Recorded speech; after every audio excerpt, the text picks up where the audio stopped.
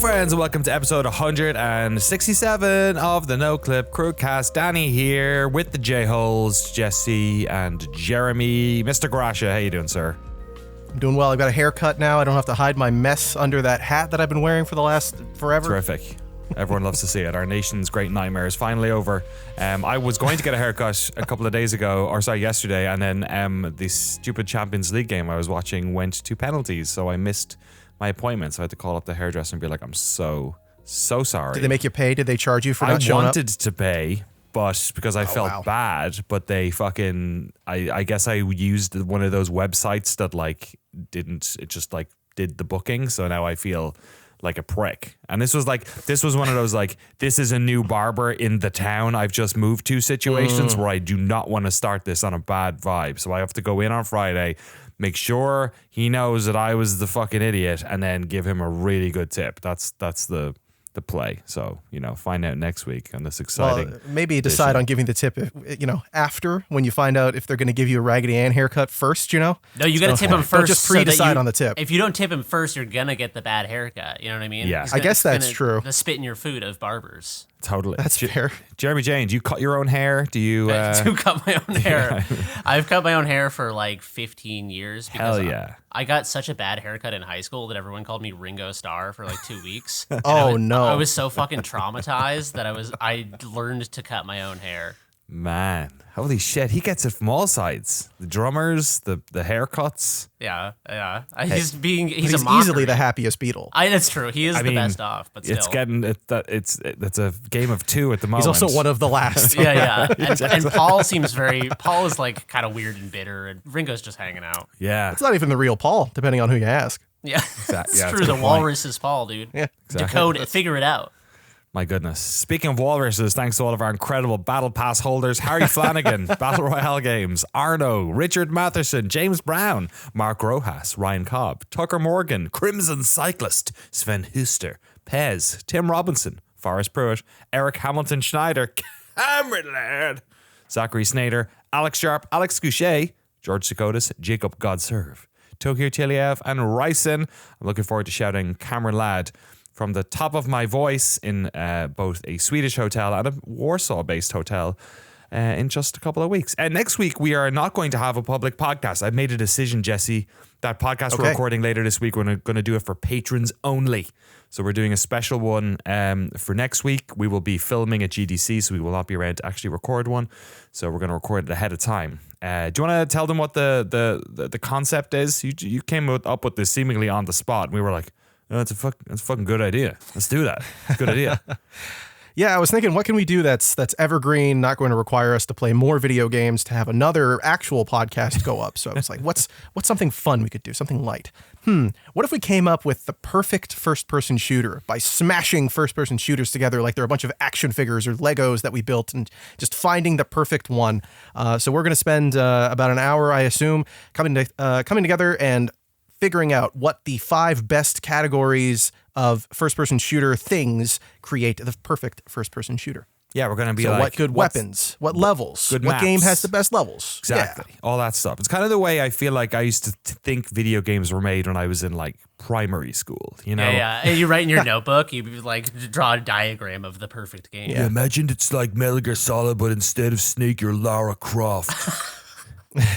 That's a good idea. Yeah. Write that down. Exactly. Yeah. Grand Theft Auto, but it's Mario. Exactly. Grand Theft Mario. It's genius. It's genius. So we're going to make basically the perfect first-person shooter. And then anyone out there who wants to make it, you just have to give us a 90-10 split. Speaking of which, if you want to watch a video about my wonderful adventures into the terrifically joyful world of video game publishing and pitching to them, rather, there's a video over on Noclip Crew with myself and Alex in it. Alex Austin, who's making Stunt Derby, the game that I am helping with? I don't know. Am I helping? I spent a year trying to get money that I did not succeed doing. So you can be the judge of that. Wait, spoilers for the video. Yes, go check that out. It's been fun watching a bunch of developers share it and be like, me too, like samesies. Speaking to, I think, a trauma that exists in the world of games development that perhaps isn't covered very much in the games media. So we're happy to fill that hole. J-holes, game holes. We're here to talk about video games, though. And we got some new ones this week. We've Unicorn Overlord, the Thaumaturge, Llamasoft, the Jeff Minter story. And then Jeremy turned up this week with no games, but he did watch an ancient Final Fantasy movie, Advent Children. So I look forward to talking to him about that as well. Should we start? Maybe I've got two games. Let me take the punt. Which one do you guys want to hear about first? The Thaumaturge or Llamasoft, the Jeff Minter story?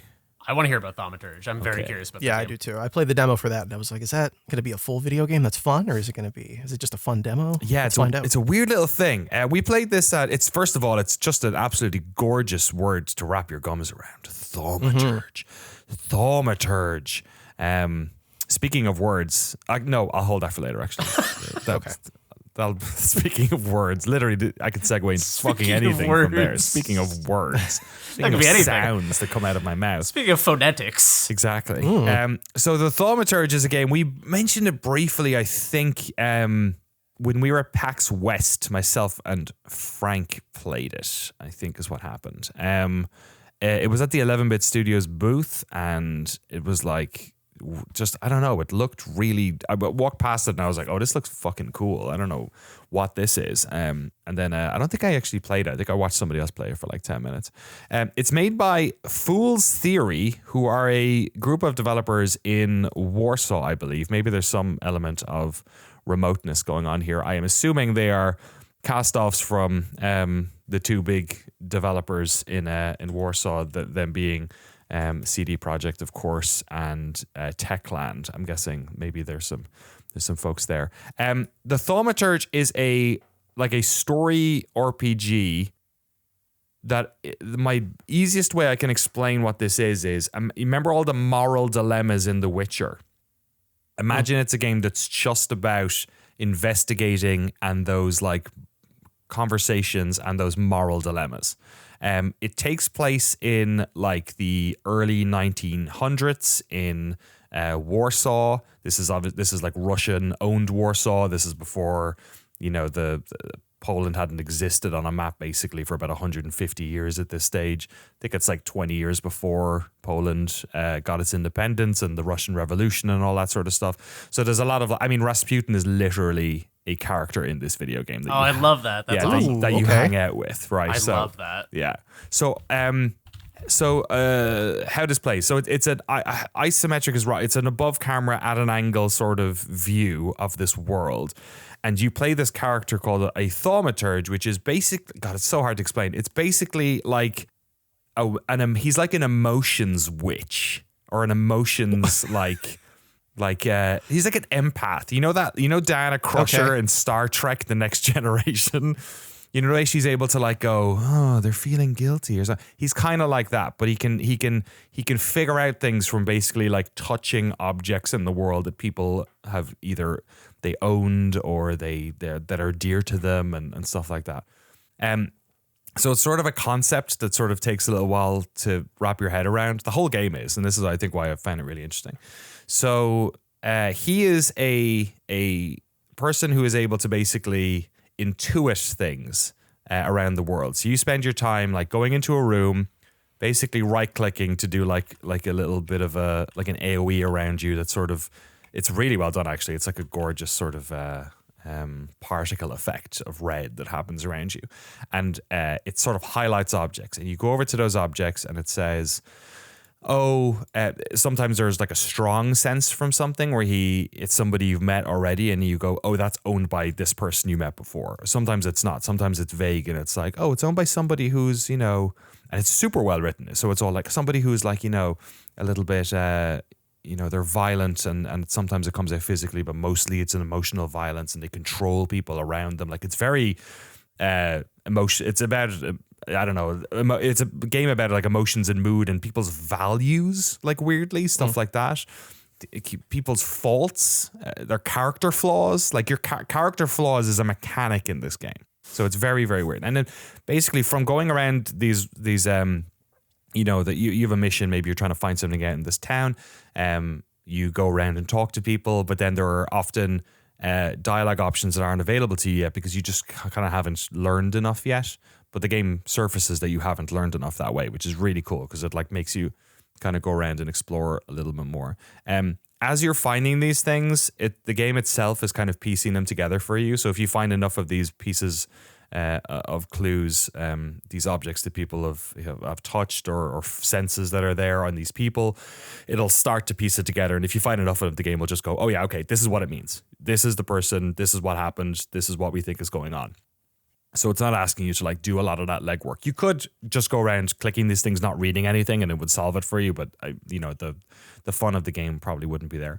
The other element of this is very witchery as well, which is that there are I don't know how to call them. I'll call them demons, I guess. But there's a different plane of existence that the Thaumaturge is able to sort of access, and in there are sort of demons that are, I think the way it works within the lore of the game is that they attach themselves to people's flaws, and if people act on those flaws, then they become not corporeal, but they sort of attach themselves to that, or they get stronger or something like that. So a version of this is that in the prologue, there's like a good prologue chapter, very Witcher 3 as well, where it's like, here's a small map with a puzzle to figure out, and then once we're done there, we're going to go to Warsaw. In that one, there is a crime that's committed, and the crime basically creates one of these demons, or the demon attaches to it, and then the demon is basically making everyone in the town super aggressive and violent. So people are being more antsy. So the witchy woman in town is kind of like being, everyone's on each other. There's fights happening everywhere in the bars. It's a really good way of like explaining. Imagine, I mean, the 1900s isn't exactly, it's post-Enlightenment, but it's still, especially in these rural parts of, the Russian Empire that you start off in, and certainly probably parts of Warsaw as well. People are very, their belief system is still based in like a lot of the local myth and stuff like that. So it's almost like there's a hex on the town is what they're feeling. But for you as the Thaumaturge, you're able to understand that actually, no, this is a puzzle to be solved. And then eventually you end up fighting through their sort of interesting combat mechanic, the demon, and then you can use those demons yourself. You collect them almost. You collect these demons that then attach to traits that you have. So it's very like, I've not played anything like this. How does the before. combat work? Is it like dice rolls, or is it like? So then the combat itself is very interesting. The combat happens in specific. So there's no like. It's, I guess the closest proxy I could think of is something like a Final Fantasy, where you're walking around the overworld and then you get into fights and it like goes, okay, we're fighting now. I guess like Yakuza or anything like that, any action RPG like that, or games like that, I guess. And then it's so interesting. So it's basically just fist fights at the start, and kind of that's always what it is. In that you've got like, it's turn based, so like you're on the left side of the screen with your dude, and then maybe there's like one or two or more enemies, and you're picking whether or not you're going to quick attack them now, do a stronger attack that's going to take a turn to land, so you're going to get hit probably. You can sort of weaken their, I forget the terminology they use, but you can weaken their focus, I think it is what they refer to it as. Yeah, it is. Which is basically like a debuff thing, and then you can hurt them harder again. While you're doing that, some of the moves can be done. I wish I knew the name for the demons.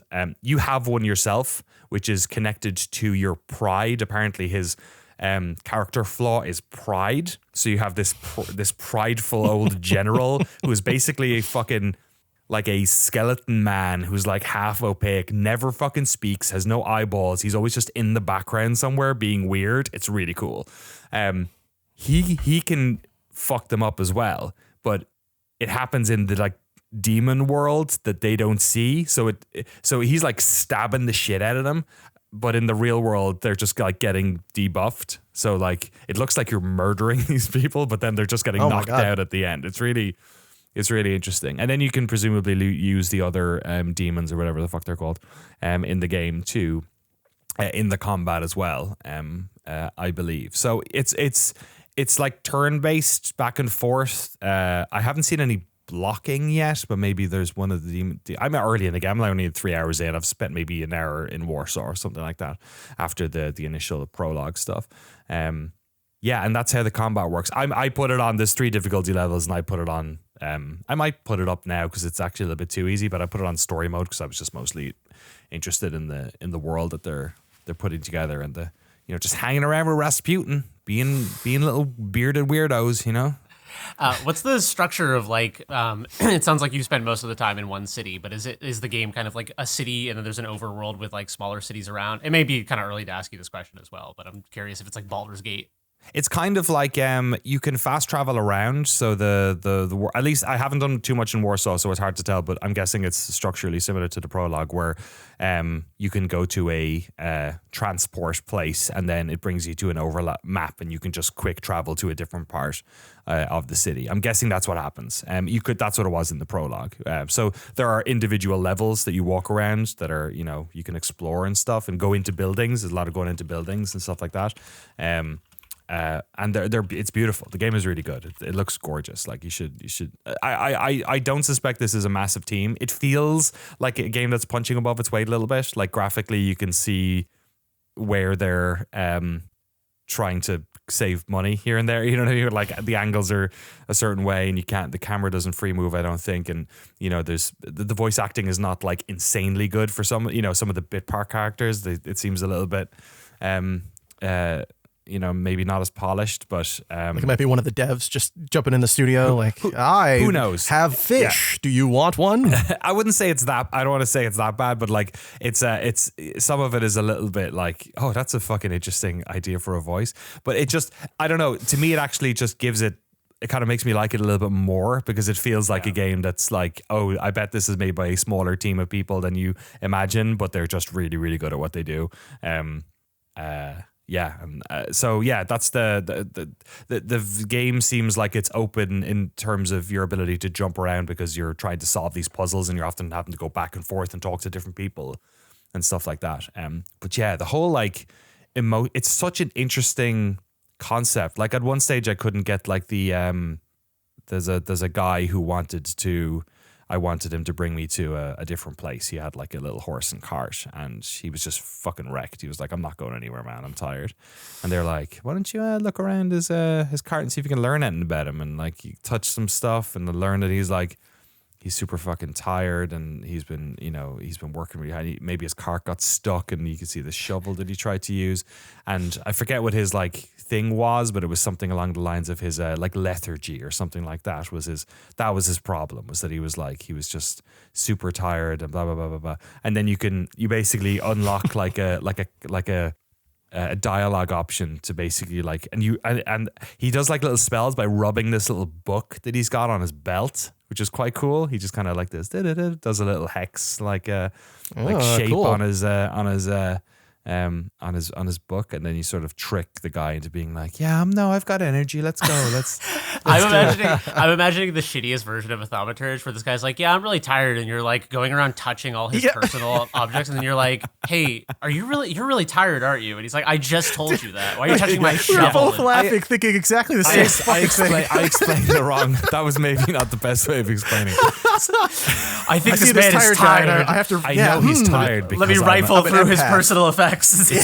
I know he's tired because I'm a thaumaturge. I'm an empath. Like, yeah, sure, dog. Yeah. Listen, I'm an empath, so I can read people really well. It's like I'm kind of like a sponge. It's raining outside. I can tell because I'm wet. Right, exactly. Yeah. Fuck you guys. That's awesome. This game's awesome.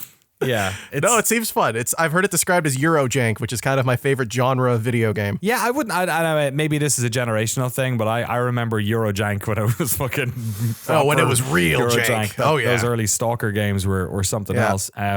It's not that. I think this is like really well produced. Like the music's amazing. The UI and the menu stuff is really slick. I don't know if it's got controller support. I wouldn't be surprised if it does, because it feels like a game you could.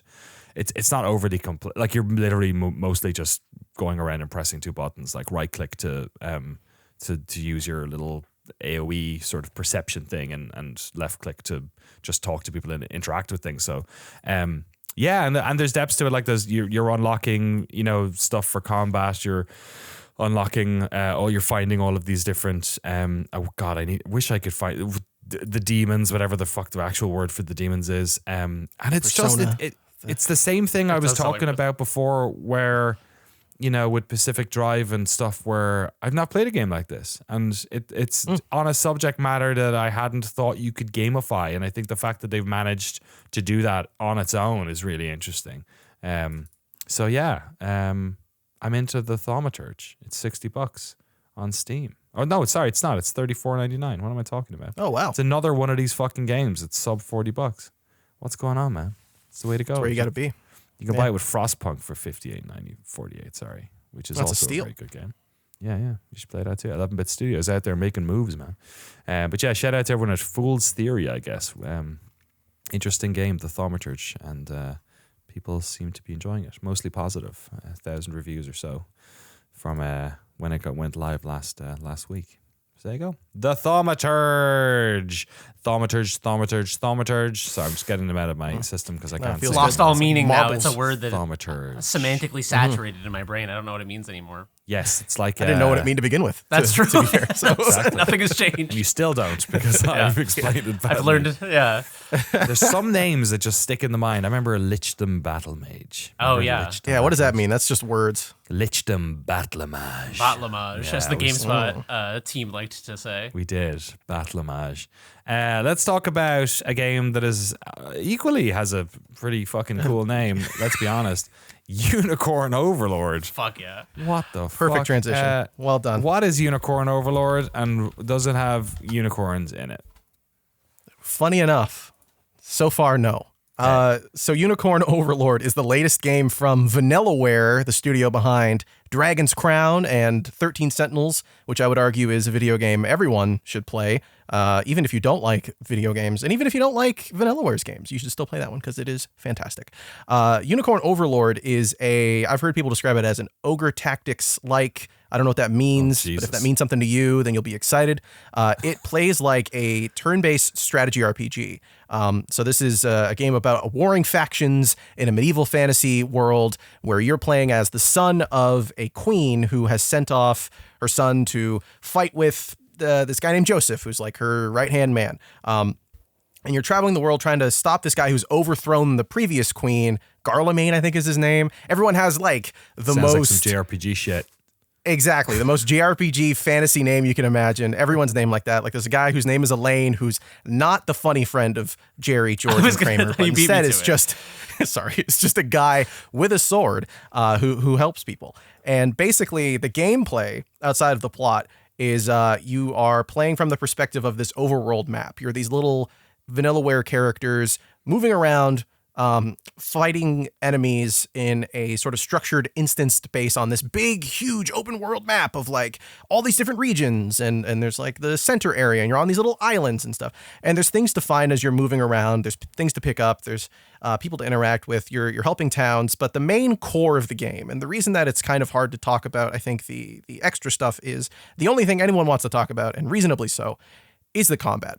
So the second half of the game, when you're not moving around in this overworld area, is this turn-based sort of auto-battler almost system where when you connect with another unit on the overworld after you've entered these instanced fighting arenas. It's kind of like Heroes of Might and Magic in a way, right? Sort of, yeah, similar to that.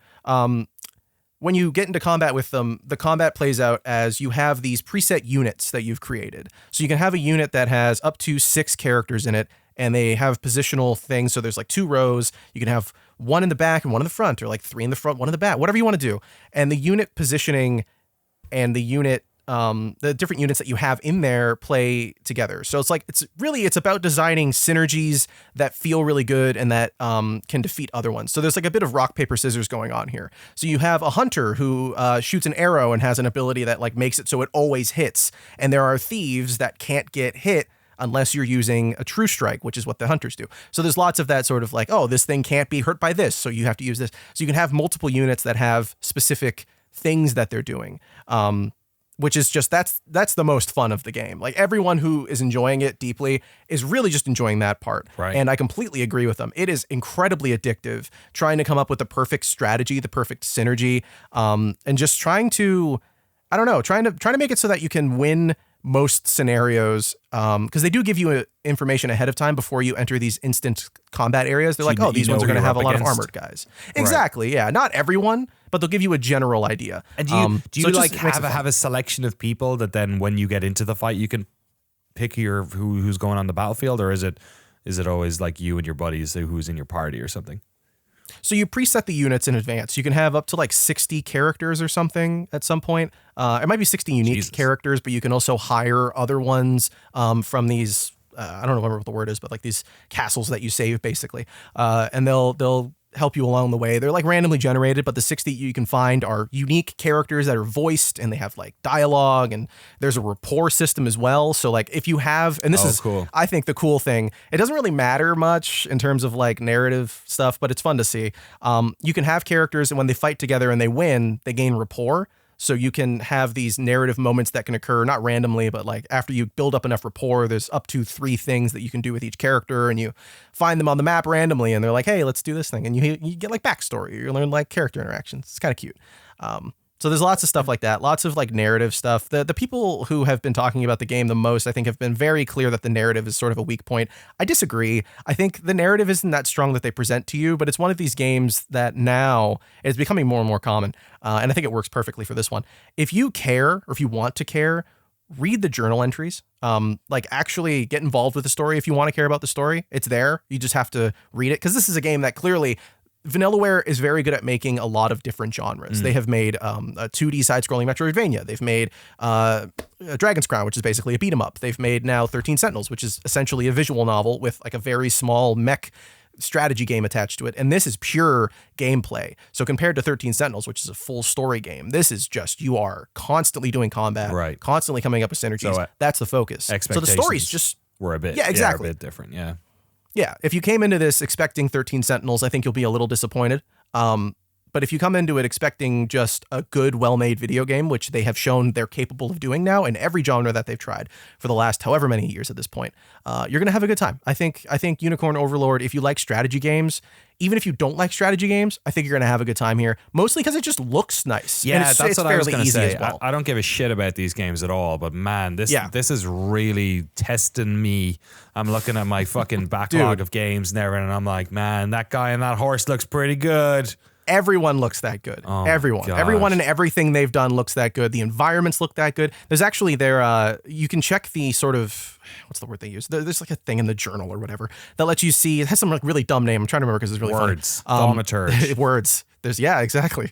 It's a lot of JRPG words as well. But yeah, there's this like library you can go into of all the characters and all the class types, and you can pull them up. You can show all their little animations that they have. There's like 40 animations for each character class, and they're all like uniquely drawn and animated. And you can bestiary. It's like a bestiary before you. Yeah, it's like a bestiary for humans. A beast. Oh, bestiary. That's bestiary. Yeah. Bestie. Yeah, that's good. And you can like change the background and the time of day and the weather effect that's happening in the background of the character. So like they know what they've done. And if you can find a screenshot, look up the food in Unicorn. I saw. That's what I'm looking at right now. The trailer. Yeah, that looks so good. I don't know what they put in the artists over there, but it's beautiful. They've done it. It's fantastic. It's gorgeous. What was the game last week? What was the game last week where they Dragon's Dogma? Yeah, where they just filmed some filmed food. a steak. Yeah. It was every food, wasn't it?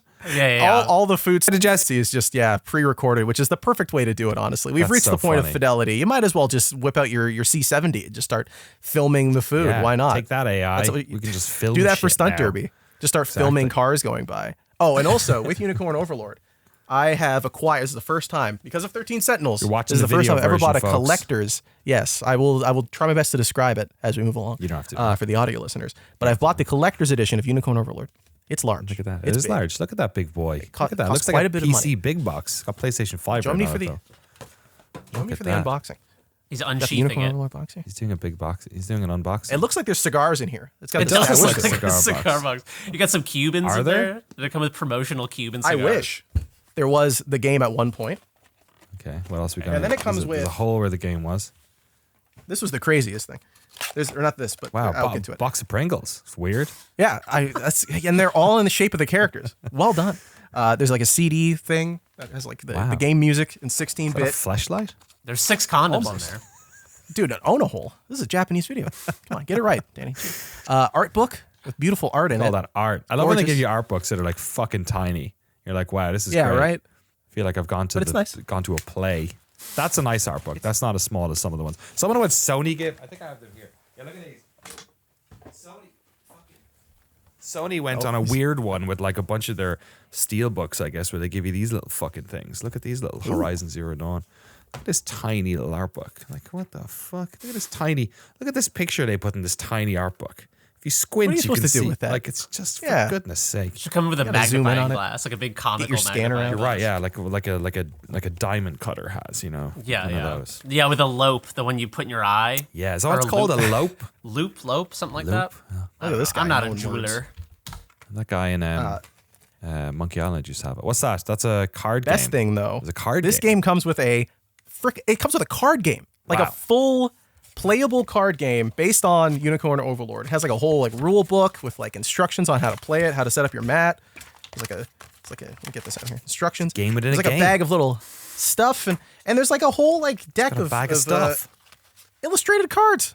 Like what? Like you can play a That's real actually card really game. cool. That's really cool. I earlier when I said speaking of words, this is what I was going to say. Okay, and I was going to not bring it up until the end of the podcast, but Dave just given me the ultimate segue.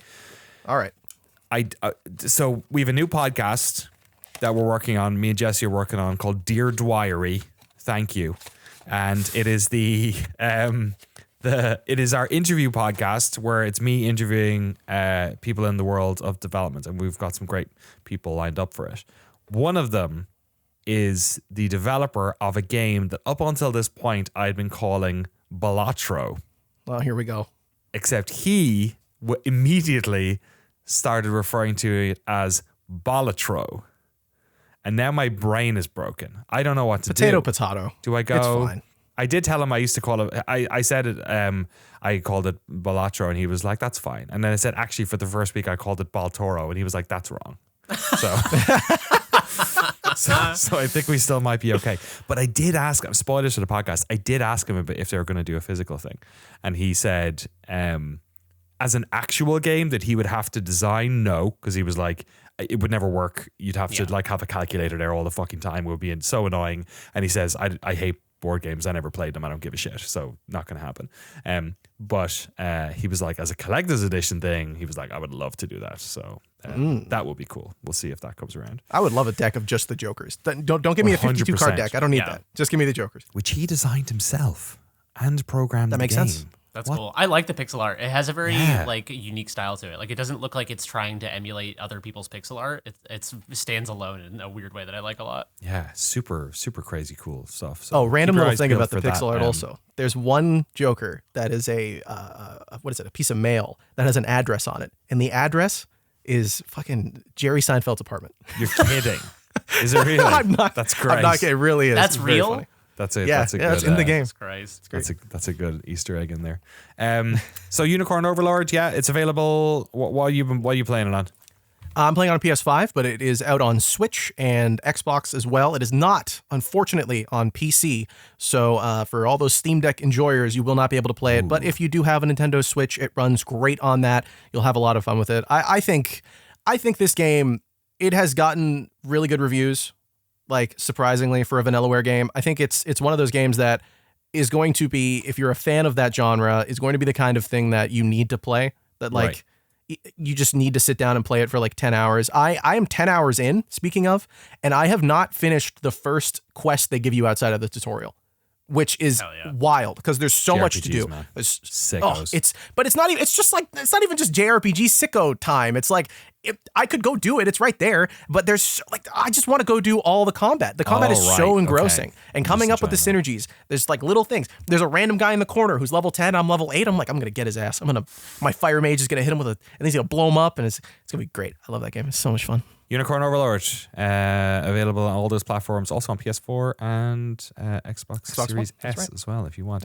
Yeah. 13 Sentinels never came out on PC, did it? So I don't know if either. We'll have to wait and see. Not for the moment, anyway. I want to briefly talk about Llamasoft, the Jeff Minter story. This is the latest gold Master Series entry from the folks at Digital Eclipse. They did the making of Karetica, you may have remembered.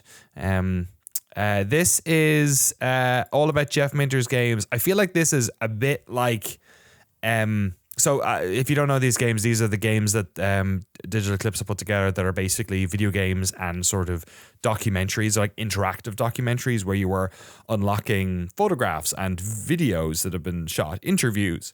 And they're really well put together. So you're jumping from like short interview, like maybe 30 seconds of someone talking, to reading something about a game that was made, to then jumping in and playing the game. So there's like, dozen versions of games before they came out, alpha versions, stuff that never got released across loads of different machines and consoles that were never meant to be played again, that sort of stuff. So it's like the best video game preservation stuff I've ever seen, really. Definitely in a product you can purchase. It's really wild. I really enjoyed the making of Karetica. That's not a game that I have much history with. I enjoyed Prince of Persia a lot, but I never really played Karetica. Whereas Llamasoft and Jeff Minter, it feels a little bit like, have you guys ever heard of Jeff Minter? Kind of rings a bell, but not really. In passing, yeah. So to me, this feels a little bit like a lot more niche. Like even Karetica, I feel like is fairly niche. And I like these. Get the setup of this. In a way, I feel like the two of these are kind of proof of concepts for what they really probably need to do, and hopefully we'll be able to do, is get like fucking, I don't know, like Diablo or like something like, StarCraft, or maybe games that aren't owned by Blizzard. I don't know, but like any like big. I feel like if you did this format for big games, like that would be the massive breakthrough. And I would love this for Lemmings.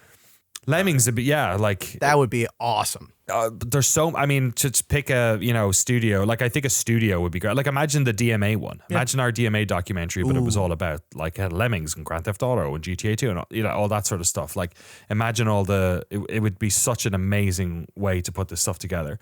So to me, this one feels, it depends how much you give a shit about the games that Jeff Minter made. He was like super big and influential within game dev circles, certainly, especially in the UK, with the types of like really vibrant and out there and like kaleidoscopic games that he worked on. Tempest is obviously his most Tempest 2000 is probably his most famous one. Revenge of Mutant Camels is a game that I'd never played before, but is talked about a lot in this documentary product. Yeah, and I would say it has the same sort of vibe as the other one, which I like. I think the format they've gone for is really good. How much you want to play this is going to be based on how much you like those Jeff Minter games. I'm not even sure I'm a massive fan of them, but I'm probably going to go through this whole thing because it feels somewhat educational to me as well. It's like a very well-made piece of software, and I enjoy learning a lot. Like I learned a lot about design and about Jordan Mechner and everything from the Karetica one. And I think this is probably a pretty clever way to interact with the work of Jeff Minter as well. But my only thing is that like I kind of hope that this is them warming up to bigger things. The other stuff is that I think a lot of the documentary footage in this was not shot by them. I should ask Drew, actually. I'm not sure if he worked on this one, but I know he works over at Digital Eclipse, friend of Noclip, Drew Scanlon. And he, so I don't know. I know they filmed some stuff themselves, I'm sure, but a bunch of the stuff seems to be taken from a Jeff Minter documentary, which may or may not have ever come out. I'm not quite sure. There's a little credit to it at the start. And that stuff is not particularly well shot or colored. It's actually, I looked up the guy who made it, and it's his first time directing for him, but he was the editor on Jodorowsky's Dune on the documentary. Yeah. Oh, really? Yeah. So I was like, bizarre. oh, that's crazy. Like, but it was seemingly the first time he's directed. And it's maybe not the best shot stuff, some of it, but you know, that's just me being fucking picky about it. So you should have got Jeremy to do it. Yeah, but there it is, up on Steam. It's probably up. It's probably out on lots of stuff. Let me double check. I don't know. Just say that if it's just coming out on there. It is out on, oh my goodness, it's out on PlayStation 5, Switch, PS4, Windows, Xboxes, all the Xboxes, the whole thing. $29.99 on Steam, which is where I got it. I'll be playing that on it's out on the Steam Atari Deck. 2600. That's awesome. It's what? It's out on the Atari. Yeah. It's out on the Atari. What the hell? You have to connect to the Atari web store and download it to your Atari. I was talking to a very excited Chris Kohler about it at DICE, and he was saying that apparently there's a game for a machine that never came out, like a UK console. I forget what it's called, but there's a game that Minter made that literally never came out, except I think a bunch of awesome engineers backwards programmed it and made it playable somewhere at some stage. But apparently, yeah, there's one of those too, which sounds, I can't wait to get to that part. I haven't got to that part yet, so That's really cool. I'll keep you guys updated on it. But I wanted to let you know because I feel like that is very close to our hearts, that type of preservation. And Digital Eclipse are doing fantastic work. I just hope they can get. I think these are awesome. bigger stuff. I think like conceptually these are just so cool because this kind of thing, getting to see all of this information about video games, about anything really, but especially video games, is sort of limited to like a museum in San Francisco that is open for like 3 days and is part of an event that costs too much money and it's like super exclusive. So getting to see all of this history of video games, especially for something so niche, like you said, compressed into one thing that you can just open wherever on whatever console it sounds like, or your computer or whatever, is awesome. It's so cool to see. I mean, this does exist in like you can watch a YouTube video of Jeff Minter's but I mean the work interactivity of it is something you'll never be able to emulate. That's what I was about to say. Is that like the difference here is that you get to jump in and sort of explore what they were talking about. And I think like they've done the hard part, DE, where they've figured out the format. Like the format's really good with this thing, and it's really satisfying. Like there's a little bit of juice when you like unlock, when you watch a picture, it goes like ding, and you get like 100% when you've interacted with every piece of history. If you watch the video, there are achievements. What? There must be actually. I actually haven't checked, but it like ticks off, like it's done into chapters, and so the formats. I think they figured out the hardest part, which is the format for these Gold Master Series things. And I think if I was the owner of a big IP, like this would be such a smart way of presenting it, or even having it as an addendum in an existing game.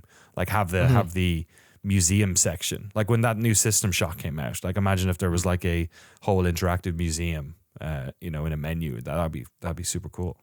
It's cool too because it's something that I never really did before editing Noclip documentaries. That when we did the Edmund McMillan like retrospective where you interviewed him about his entire career or whatever. When I was editing that, I went back and to capture footage, like by necessity, had to go play like Dead Baby Dress Up on Newgrounds and shit. And it's like I think that's kind of how I interact with filmmakers. Is if I get really into a filmmaker, like I got into Ozu last year for the first time and just went back and watched a ton of his movies. But I feel like with people who make games, especially people who started out making like Flash games or like really, really old games that I don't have the hardware for, and I don't have like an Atari emulator on hand, and I don't really dip into Atari very often. It's cool to have like that experience of going back and experiencing their whole career, but compressed into a really convenient format like this. Yes. Because I really like the thing that stands out to me about those edits is that I feel like it gave me a sense of who they are as like a creative person in a more holistic sense that you just kind of like, you just don't really get by playing just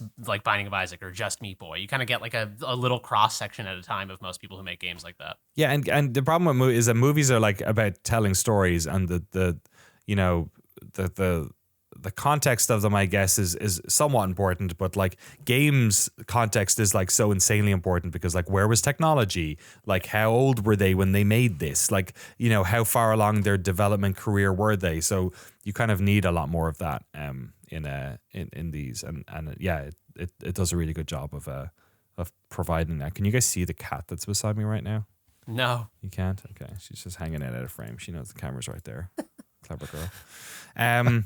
Okay, let's talk about the game we're all here to talk about. Final Fantasy VII Advent Children. Game of the year. So, yeah, exactly. This came out like almost 20 years ago, which is incredibly depressing to me, to be honest. Jeremy, why were you watching Advent Children? And was this the first time you watched Advent Children? This is the first time I've seen Advent Children. So when I was like, 7 years old or something, I played Final Fantasy VII, and it changed my life. I have distinct memories of being at like a sleepover as a child, like an 8-year-old, and being like, I want to go home and play Final Fantasy VII. Like I loved that game so much. I like, it was like my first experience where I was like, because later, you're a teenager, you're at the mall, and you're like, this sucks, let's go play World of Warcraft. Yeah. But this was like, I was like a small child, and I was like, I just want to neglect my life to play this game. That's how much it's like touching my soul. But I've never really done any sort of deep dive into any of the other, they call it the compilation of Final Fantasy VII is what I'm led to believe is the official term. Okay. Which is like Dirge of Cerberus, the game about Vincent Valentine, Crisis Core, the whole like extended universe of the Zack Fair stuff. Like I'm kind of just a Final Fantasy VII fan, and the buck stops there. I also I'm not really into the remakes they're doing right now. I gather they're very good, but it's just not for me. Okay. But I am at the tail end of my trip with my girlfriend right now up in Mendocino, and she's been playing Rebirth. And I was kind of interested because the tone of Rebirth feels, to me, as someone who just played 7, it feels so like I'm missing so many links in the chain of how Final Fantasy VII became this bizarre other thing. Even though it has like, it's the same characters, it's like largely the same story in many ways. And she was explaining to me that like this feels a lot more like some of those middle pieces like Advent Children that I had not seen. So we took an educational field trip to 2005 and watched Advent Children. Had you watched Spirits Within yet? Okay, so I saw Spirits Within in theaters with my dad. Oh, you said that before. Was fucking baffled by it, like, which because like it's like it feels almost like it has Steve Buscemi. Like it feels kind of like a movie, but it's I don't know. Advent Children is similar though. Like structurally, it just feels like they were just trying to like tell a story within the world of Final Fantasy, but not really thinking about the ways in which game story structure and movie story structure are different. And they should put out a fucking 30-hour movie. Yeah, I would rather that, honestly. Because so Advent Children takes place 2 years after Final Fantasy VII, and like Sephiroth has been defeated, the world is saved, whatever, and now they bring back these spoiler. Weird, I'm kidding. I won't get into any specifics about 7. But yeah, they have these like weird lesser kind of like off-brand Sephiroths who are the antagonists, and they're just kind of like edgy like mall goth versions of Sephiroth. Oh my god. And the story ramps up so quickly, you kind of don't get any time to like associate any sort of emotion with them. They're just like, we're here to like fuck shit up. You're like, okay, I guess like let's go save the world. And then the movie also like, I'm not going to spoil anything, but a little bit of structural spoilers for Advent Children here. Sorry in advance. It's not that good a movie. I'm not that sorry. Jesse is outraged. Fuck. Jesse, after this, I need to hear about your experience with this movie. But okay, they I have none, to be clear. Okay, cool.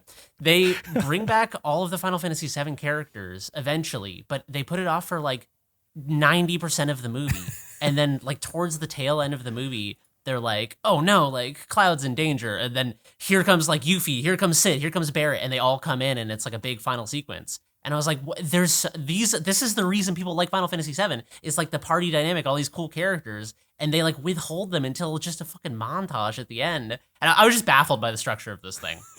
Is it like in a big town square, the big fight at the end? Yeah, it's in Midgar, so Yeah. it's in the city from the beginning of 7. But the thing that I like about this movie is that it was made by Visual Works, who are they're kind of the in-house CGI people at Squaresoft / Square Enix. And what it reminded me of is when I played 7, for people who haven't played Final Fantasy 7, there are kind of like 3 to 4 levels of fidelity in this game. Jesse, you've never played 7? Right. I've never played OG7. Oh, dude, I would watch you play the entire thing. It's such a good game. Fat session, it sounds like. That'd be a very fat That'd be session. a very fat, yeah. But there's like the incredibly low poly characters in kind of like towns. They're also in the overworld, which has like kind of differences. Then in battle, they're slightly higher poly because it's more reined in. And then in the cinematics, there are these like full ass 90s CGI cinematics where everyone has like the proportions are more like real people. They're more detailed. They're pre-rendered cutscenes. And They've all got plastic skin. Yeah, they have weird plastic skin. But for some reason, to me, I don't know what it is. Maybe it's just this. I don't think it's nostalgia, but it's probably something about my brain being formed in this time. It feels like when we've talked about this before on the podcast, but when a game switches fidelity like that, it makes the cinematics feel so special. Yeah, and when I was playing God of War Ragnarok for Game of the Year stuff a couple years back, the fact that the game is like always kind of at that high level of fidelity, and then it goes to a cutscene, which looks like it looks incredible. I'm not saying it doesn't look good, but the fact that it's like just a closer kind of up version of everything, it doesn't feel like it's going to like a special. You didn't unlock like a special movie you get to watch that feels different. So Advent Children, the thing I liked about it is that it just felt like a Final Fantasy VII cutscene that lasted an hour and a half because it was made by the same people with like kind of the same technology. The CG does kind of look like let's say PS3 era visuals. How did you find that? Were they, was it fine? Was the plastic skin okay? I honestly, again, I don't know if this is nostalgia or I have like a particular brand of mental illness. I think this movie looks better to me than many games that come out now because I think that a lot of games now are so close to emulating realism that it's almost just like it kind of just looks like a less interesting version of movies to me. But this has like an aesthetic. Is it Brian Eno who said that like any limitation will eventually become aesthetic when it's surpassed or whatever? Right, yeah. I feel like because this looks so uncanny and limited by technology, I think that's like a dedicated aesthetic that I find more interesting than realism. It's also, in fairness, like, well, probably, shot and animated and like in ways that are, artistic and cool. Like I remember was there a fight on their motorbikes? There's like a sword motorbike fight at some stage. Yeah, the three like off-brand Sephiroths chase Cloud on his bike, and there's like a lot of like doing an Akira slide, and then he's like going backwards, and he's like sword fighting them while driving backwards. Yeah. And it's kind of. I mean, this is essentially that's from Advent Children. Holy shit! Yeah. I actually do have a connection to this. All those Final Fantasy VII AMVs I was watching when I was 10 years old. I was just about to say. This movie feels like it was made for not to watch as a movie, but to edit into anime music videos. It feels like it was Linkin made as Park fodder. over the top. Yeah, exactly. Yeah. Panic at the Disco for me. Become so numb. Fighting on the motorcycle backwards. It feels like it was made just to cut up into that. Like it was just the raw ingredients for that. Holy shit. But I, if you like Final Fantasy VII, and you don't like the new games, and you don't really like good yourself. But not as good as this. There's also there's so many interesting Final Fantasy VII games that I'd never even dug into before. I think was it before Crisis? Crisis Core? No, Crisis Core is a different one. That's one I'd heard of, but Final Fantasy VII Before Crisis is a 2007. It's called Far Cry. The game they made before Crisis was called Far Cry. Nice, good one. It's like a drums in there game. and post for you. Yeah, thank you. It's nice to have our editor here with us. Yeah. But there's just like mobile games that just like tell the story of like the Turks and Avalanche 6 years before Final Fantasy VII, and it's like I don't know. I'm getting the Turks, not Turkish people. They're like a group of special agents that work for Shinra. Istanbul, I'm getting sucked down the lore hole, is what I'm trying to say. I'm getting sucked down a big lore whirlpool for Final Fantasy VII right now. Lore hole in your J hole. Yeah. It's a shame you weren't in Japan from January 19th to February 1st of this year because Square Enix had a re-release of Advent Children in many theaters in Japan. It was also playing here. I think it was playing in the U.S. for a bit as well. In the U.S. as well, yeah. I did not go see it. I'm glad for that. I think this is a movie that you should watch at home. I don't think you should be any less than 2 beers in when you watch this movie. Okay. But I think if you're the right amount of crossfaded, this is a fine feature film. I might. Apparently, there's a 4K re-release a couple of years ago. I might give it a go just because the only time I ever watched this was one of those like videotapes that was passed to 15 of our friends, and nice. And I cannot remember a single. I guess I remember the sword fight on the bikes, and I remember the big ending part, but also having absolutely no shits about who turned up at the end. I was like, oh, it's that guy from the start of Final Fantasy VII who's got a gun arm. Cool. Oh, yeah. The one black guy in any Japanese game ever. When Barrett shows up, he's wearing a what I can only describe as a like a fishnet tank top. He's wearing like a white women's REI vest. When that's you're unzipped. that like big and handsome, You can wear anything. you can wear. You, wear whatever did you you want. see John Cena at the Oscar? You can just. You don't have to wear anything. He wasn't wearing anything. You can get away with that shit when you're. Yeah. Isn't he like? To be fair, that's how he goes fully invisible though. So because you can't see You him. can't see him. Yeah. Oh, very good. More sorry. drums. It's okay. More Sorry. Yeah. My bad. You did have to explain it to me there. That's pretty good. That's pretty good. Yeah. How happy do you think John Cena is that he doesn't have to do the original version of his character, who was quite embarrassing and racially dubious or sent. That whole look to me always felt like fucking what? He looks like a white guy trying really hard to get allowed to say it. You know? Yeah. Okay. He's trying to get the pass so hard, dude. He's trying to dress himself into the pass. He deserves it, right? He's filling out That's the what he forms thinks. and mailing them. He's trying to get it so hard. I need stamps. I need to go to a notary for this. It's especially funny because I've mentioned this on the podcast before, but I grew up one town over from where John Cena grew up, and his mom was my friend's bus driver. So like I knew Mrs. Cena. Cena. And my mom was one of John Cena's teachers in elementary school. Oh my God. I know how white the suburb he grew up was. Okay, I know. all right. So it's even more. I have so much context for his backdrop, his cultural backdrop. Wow. Yeah, he didn't grow up in like Marin City. He grew up in like rural Massachusetts. Yeah, he grew up not in Marin City, but in the rest of Marin County. Yeah, exactly. Yeah. Oh my God. That's wild. Mrs. Cena. I just imagine the yellow bus opening and just. Yeah. No, you kick the doors off the bus and come in while that plays. Man, that's wild. Yeah, fucking hell. John Cena. Who knew? Who knew him and Batista would be I was the just two? going to say, him and Batista are the real actors of Hollywood. I don't know what they did. Yeah. Batista's also just really good. Oh my God. Everything he's in. He's great in Dune. He's great in Blade Runner. Blade Runner 2049. Yeah. I heard the little glasses was his idea as well. No. The little that's so tiny good. glasses. Yeah. Yeah, in an interview, he was talking about how Denis Villeneuve is like the only director who's ever told him you could be a real actor, which is kind of sad because he's in those Guardians of the Galaxy movies with James Gunn.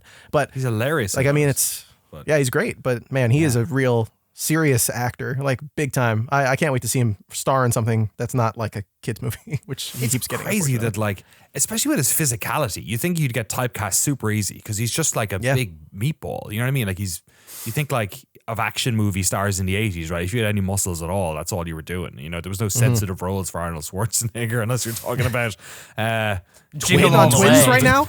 Yeah, which Jingle All the you Way. said twins too, right? Oh yeah, okay. We're going twins. Or Junior. Or Junior. Was he in two different? He was in two different. Oh no, I guess they're both comedy. He did a bunch of comedy stuff. Yeah. Always opposite Danny DeVito for whatever reason. Were they? Was that what it was? They were both Danny DeVito as well. Man, that's so funny. Yeah. They did a good bit at the Oscars as well. Yeah, it was good. The Oscars was all right this year. It was okay. Yeah. I watched it. It wasn't. I watched it in a theater. It was fun. There was a guy doing trivia. Really? You went to a theater? Yeah. We cool. had an event, and it was like 40, 50 people sitting there watching it all together. It was being live streamed, but a lot of people did. There were some people who came dressed up as characters from movies. Someone was dressed up as luckily, nobody dressed up as anyone from Zone of Interest, which was nice. Okay. But there were other people dressed as characters from other movies. It was cool. There was people dressed up like they were in Gala Balls. It was great. And during the commercials, instead of forcing us to sit there and listen to the same thing 900 times, they had a person doing trivia who was like up there just asking Oscars cool. questions. You could win like that. posters and stuff. It was great. It was a fun time. It's probably the best way to watch the Oscars because when they do awards for things that you don't care about, instead of you being like, okay, congrats, you won, you won for a short animated thing no one's ever seen. But like people in the audience are like, let's go! That's cool. That's cool. I'm like, that's so. I'd love to it's imagine cool. the Zone of Interest cosplayer en route to the party, and he's at McDonald's dressed as a Nazi, and everyone's getting looks, and he's like, "It's okay, I'm on the way to an Oscars party." Okay. And they're like, "Oh, okay, that's fine." Yeah, makes sense. I think I was telling you guys afterwards was it? Yeah, that was a meeting, right? Not a podcast where I told you guys I watched that 20 Days in Mariupol. Oh yeah. Immediately after, like that night, I was like, oh, one best. I didn't watch any of the nominees this year, and I was like, oh, okay, I better catch up on all these. I'll start with that one, and that is the most harrowing cinematic experience I have ever experienced. I was like, oh, it's just going to be like, it's going to be more trauma porn. It's going to be like, oh, look, we've turned this like horrific thing, especially because AP had done it, and I was like, oh, it's just like they're not even Ukrainians probably who made this, and it's just going to be this weird like, let's make some entertainment out of this horrific war that's happened and this humanitarian crisis. And it's the complete opposite. It's like, oh, it's a bunch of Ukrainian journalists who really should have gotten the fuck out of there, who are filming it's the most insanely raw thing. It's all about like, will this footage make a difference? Will it not make a difference? Is this futile? What can we do to stop war? The director and guy who shot it has been covering Ukrainian politics for 10 years. Like, this is all it's super, super good. But I would say I was weeping for like probably 20 minutes of this movie in the first like 40 minutes. It's super hardcore. If especially if you have kids, I think it's very difficult to watch, but a really stellar piece of work on the doc side anyway. Cillian Murphy bringing home the Oscar for Ireland as well. First time we've had that one, so fair play to him. Cork's own Cillian Murphy. Maybe he'll buy himself a mobile phone there. Apparently he doesn't have one. Next year, who knows? Maybe Final Fantasy VII Advent Children will win Best Movie. Jeremy can only... God willing, exactly. Gaia willing? That's Spirits Within. Is there a god in Final Fantasy VII? It's all the same. I feel like they call the planet Gaia or something, maybe. Yeah, they do. It's been a while. I haven't played it since I was 7 years old, to be clear. Fucking pagans. Unbelievable. Those are the games we've played, but we have some emails, Discord messages and whatnot. podcast@noclip.video if you have any emails. First one's in from Daniel Marath, who says, regarding the use of generative AI in video games, what aspects excite you the most and what concerns do you have? I feel like Jeremy had us pretty early on in the generative AI world, talking about those early halcyon days where it seemed a little bit more innocent than it feels now, for sure. Although, this is a complex thing. I definitely see use cases in tools for sure. Like I like the use of AI in tools. I use them all the fucking time. Any machine learning that can help me get rid of some fucking noise on a piece of audio instead of me having to go through it piece by piece, I'll take that any day of the week. Yeah, I think that's pretty spot on, is that the use of generative AI that I find interesting is probably just like tooling and assisting artists in alleviating the drudgery of creating things. Like if you have to create 6,000 rocks for a Kojima game, it seems like a good use for generative AI to like help that process along and, vary it up and help the textures wrap properly and stuff. It's been very disappointing for me because kind of whenever we talked about it like a couple of years ago or something now about generative AI and like GANs, the like image generators specifically, it was kind of in this fun period where it was just like they sucked and that was why they were fun, because you'd be like, generate a soda can for a soda called like little man soda, and then it would generate like a little man whose body was a soda can, and it was just like so fucked up. And now as they've kind of gathered more data, not only is the gathering of more data unethical because it's just like scraping the entirety of the internet for like unauthorized use of these images from artists, it's also just like honing in on a kind of a homogenous, boring, like digital painting style that I think largely just kind of sucks. And yeah, I don't know. It's a shame to me. It's also one of those things where like financially it's creating one of those speculative bubbles, because the things that venture capitalists and business folks and C-suite people like is like, how can we invent a thing that no one needs and then fence it off and charge for it? And so it's just kind of like a way to cut costs on art, and it doesn't create anything good. Like, here's the thing is, I remember a lot of people were talking about like generative AI for story writing as well. And like Nakey Jakey, who's a YouTuber that I really like, talked about the potential for it in one of his videos as well a while ago, which was that like, imagine a Skyrim where your companion has endless things to say, but the problem is that sounds awful. But for me, as someone who like I talk about Facade all the time because I want a video game where I can go in and I can talk to the people and be like, hey, what's up? How was your day? And they'll say something that's like new and novel and stuff. It's not just like they won't just be like the Empire has been under attack as of late. Barks. Like, Yeah. But the problem is that like where generative AI is at the moment, and this may be the plateau where it's stuck, maybe forever, maybe for a very long time, is that essentially all you can get right now, because they have AI-driven Skyrim companion mods as it exists, and all they do is just, you're like, so tell me about your home, and they're like, my home, we grow wheat. Wheat is a product that can be processed into flour. It's just like Wikipedia fucking articles. Yeah. And it reveals the importance of like authorship and curation and creation by human hands, because it's like video games aren't about endless experience of endless content. It's about experiencing meaningful pockets of experiences. Right. And so you can't just have people say things forever. You have to have them say things that have some sort of connection to like emotion or the world or like things that are actually happening. Yeah.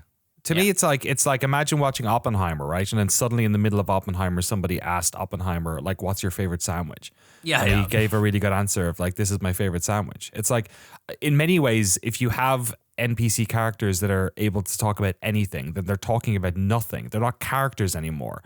They're just like systems you're interacting with, like fucking everything else. If you can, then you're not talking to them for the reason you went to talk to them. You're just playing them. Like Facade is a game that like those characters don't really feel real. It's a system. It's a simulation that you're playing with. In the same way, Dwarf Fortress, you're super aware that this is or Kenshi, or, games that are systemic are fun, but they're not necessarily, that. Like the whole thing about Dwarf Fortress is you're telling your own story, because the game there's so much information that you have to just decide to tell your own story of what the fuck's going on and what you notice. And I feel like if you had a Skyrim game where you could go up and ask everyone in Solitude, what fucking underpants they're wearing, it's like it creates something lesser, I think, than I look at that and I'm like, they get excited about the prospect of that, and it's like, oh, it's realistic, it's just like real life. And I'm like, you ever talked to a person before? People don't have something to say to everything you say to them all of the time. That's true. Like, it's okay. That's what makes a person interesting, or what makes a character interesting. When I go up and I ask someone, hey man,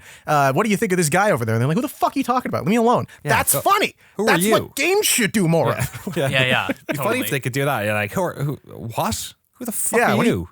Get out of here. Yeah, leave me alone. Khajiit. Like you were talking last week about talking to characters in open world games, and when you interact with them, and you can only do like nice or evil. I can't. The Getaway, I think it was. Yeah. Or Kingpin.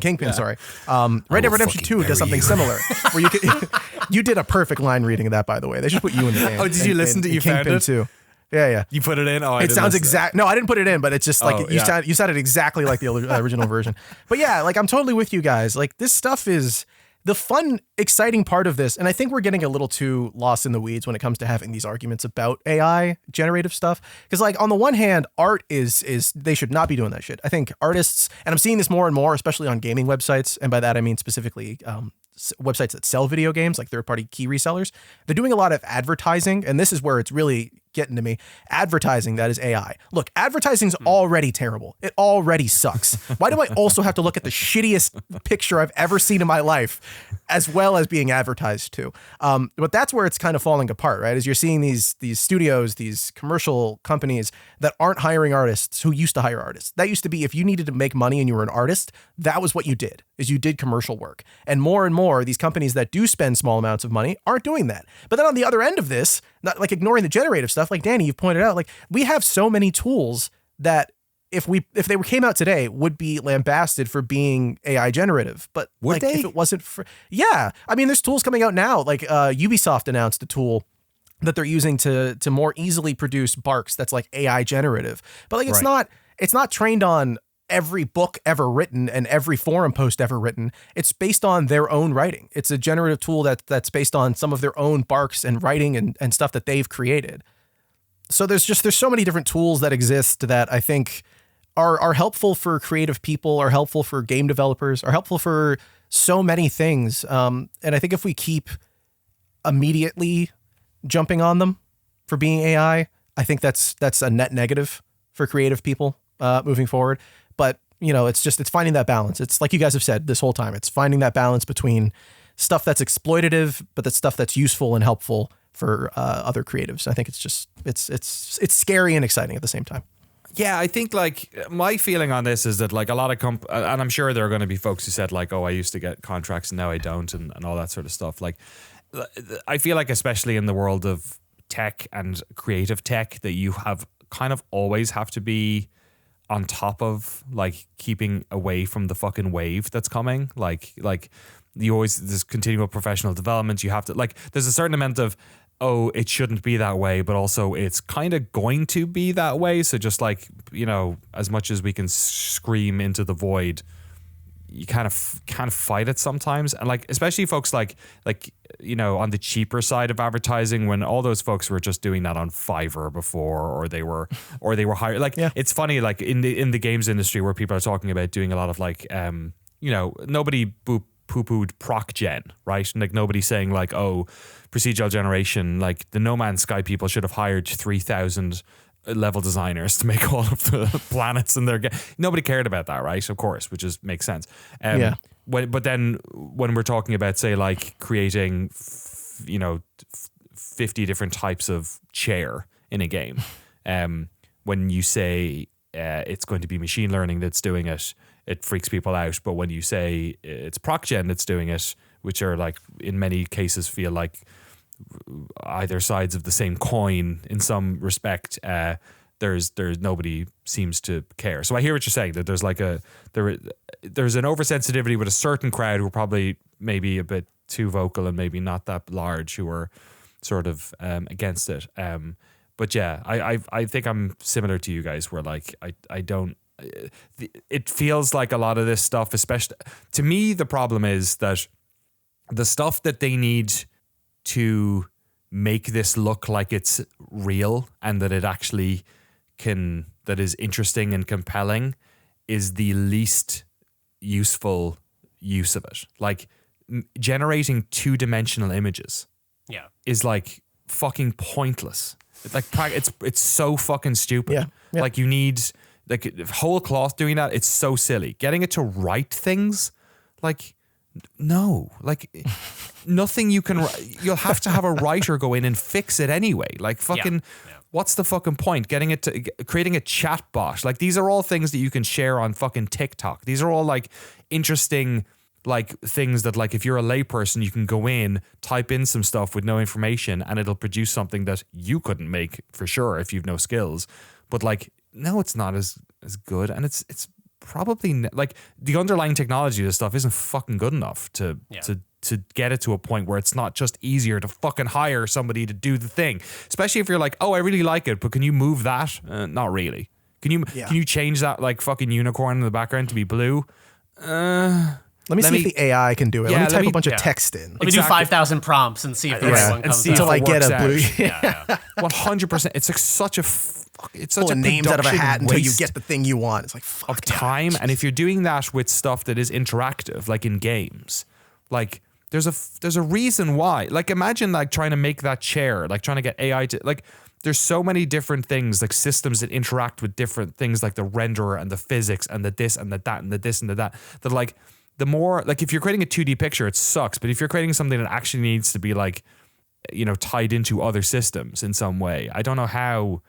Like, just make the chair or just buy the chair off the fucking asset store. You know what I mean? Yeah. Or do what you did before and hire Lemon Sky to make all the chairs in Southeast Asia for, 20% of what it costs to hire you someone in California. Like, that's what all the big studios do. So it seems like the fervor around it is meant to dupe people into thinking this is going to be far more used and useful than it is. And the actual probably interesting things it can do are probably in things like, I don't know, like healthcare research or, like you're saying, like stuff like tools to help with it's never going to be edited a movie, but will it be able to maybe take 7 camera feeds and build me a timeline so that I don't have to, if I didn't time code my footage, that it just like goes through it all, listens to it, and then intelligently builds the timeline. Yeah, that sounds fucking really helpful, actually. But like, I feel like the devil's in the detail there, and a lot of lay people just don't understand how stuff is made, and then they don't understand how complex it is, and they think that AI can click its fingers and do it, and it's just not gonna.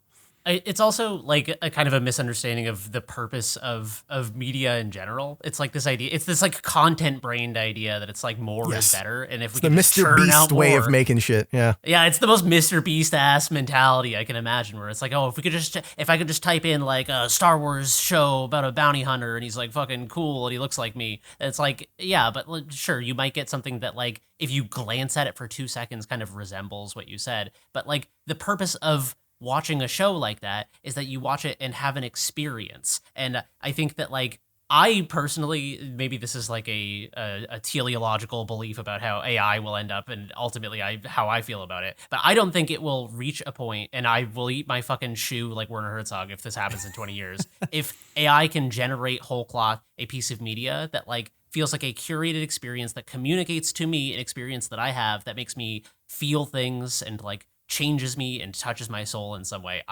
This may be like a almost like pseudo or like semi-religious belief of mine, but I think that like the experience of playing a game or seeing a movie or reading something, the thing about it that I find of value is that it is a communication from person to person of an experience that they are like putting together. It's this packet of like emotional information that they're putting into my brain, and then it like explodes and like, wow, I felt something real.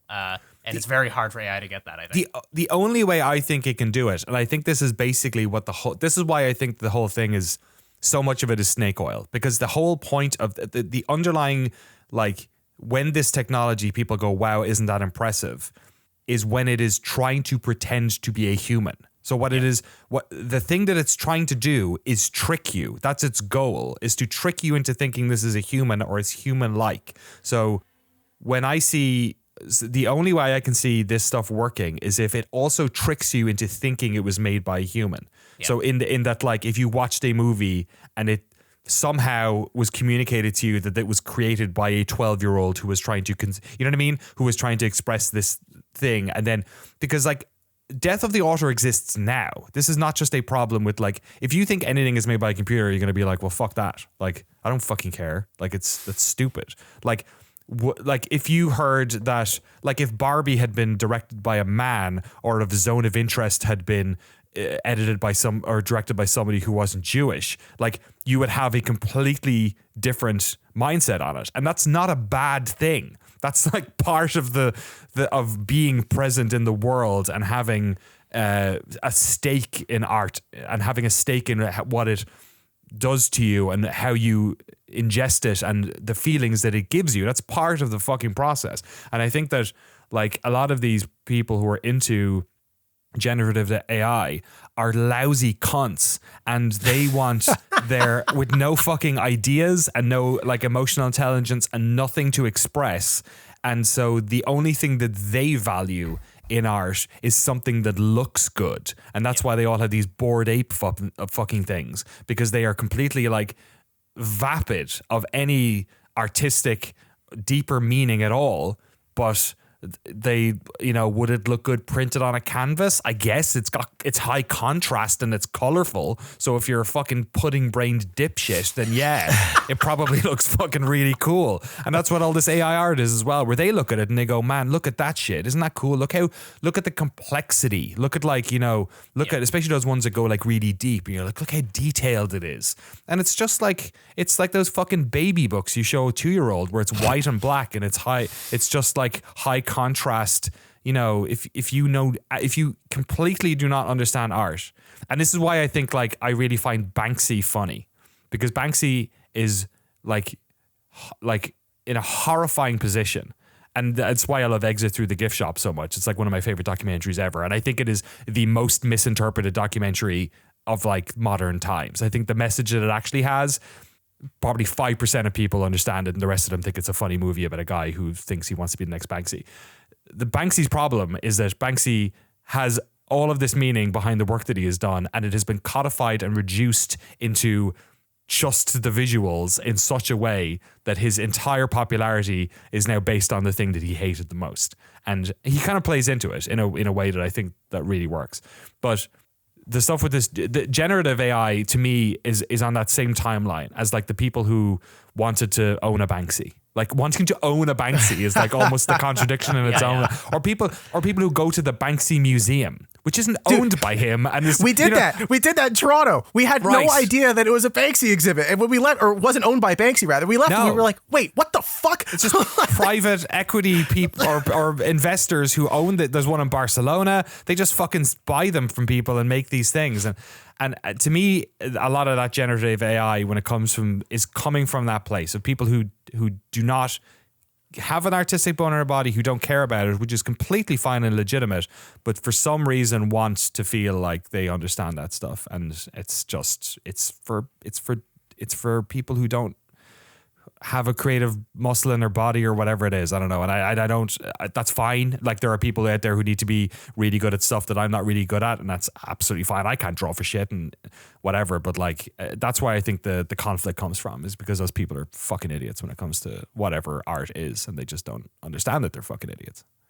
Yeah. Art is communication. Art is like it's also so hard to like nail down why it's important. I think that's why the Bored Ape shit was so annoying, is because people are like, well, look how good this looks. And it's like, I don't know. I don't want to sit there and be like, well, this aesthetically doesn't work for me, and the like composition is right. Yeah, like, that's not why arguing I subjective. Like it. Like yeah, exactly. Yeah. You're arguing something that's so subjective. Yeah. And I think that's why it's such an obnoxious conversation, is because like it's annoying to tell people that the thing that they like sucks when it comes to art, and it's like, but like, fuck, we like need to tell you this sucks because it's like, it's commerce primarily, and it's not art. It's like, it doesn't mean anything. It wasn't made to mean anything. It was made as like a Straussian floating signifier of art. It's like a void that's like, isn't this art? You can't deny that it's art. It's like, well, fuck you. It's like, what does it mean? Tell me what it makes you feel. Tell me what it communicates to you. Tell me why a person made it.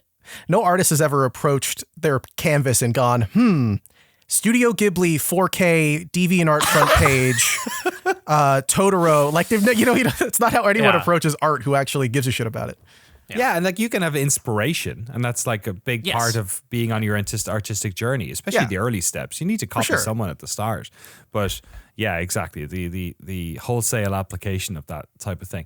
Honestly, like, I would, as much as I would love to, like, I don't necessarily need to tell people that their art is bad. I just need them to stop telling me that it's good. Yeah, like that's I don't mind. Like, I have no problem with the whole. I do have no problem. I mind what Jesse was saying about like people being out of work. Like, I think there are fringe cases of that maybe aren't as critical, but I do worry about, art already is an incredibly undervalued thing, be it 3D, 2D, freelance out of game studio, VFX, whatever it is, right? It's a highly skilled job, and people are worked to the bone, and it's unfair, and probably not paid very well either. I